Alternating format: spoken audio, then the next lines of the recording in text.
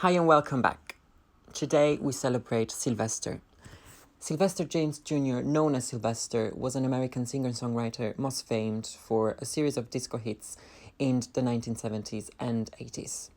He was genderqueer and grew up during the civil rights era, with his grandmother in a strict Pentecostal household. Not only was he queer, openly queer, but also part of a group of young black drag queens called the Discotheques. For these reasons, he was ostracized by his congregation in LA and moved to San Francisco, where he joined the legendary drag performance troupe, the Coquettes. A few years later, Sylvester left the group to form a solo act that eventually earned him a record deal.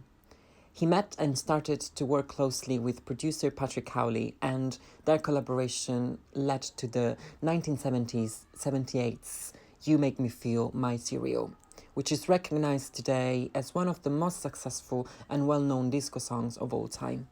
He lived out and loud, even when the world tried to silence and ignore him. Sylvester explored those grey areas before the mainstream fully acknowledged that those spaces existed. It was ahead of the world he knew.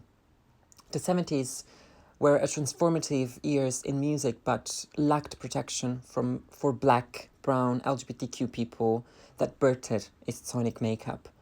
Nonetheless, Sylvester found deep, exuberant joy in those dark corners and carved a space for himself.